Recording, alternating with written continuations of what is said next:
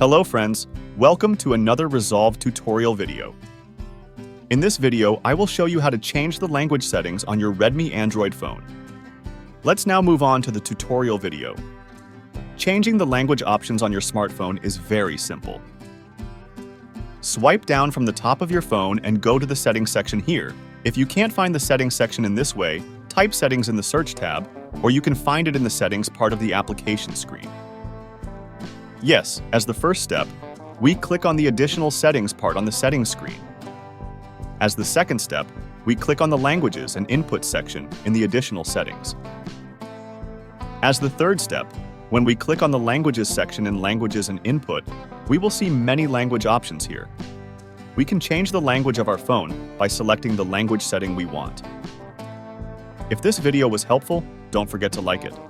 Don't forget to subscribe to my Resolve channel for more informative and tutorial videos. Thank you very much for watching.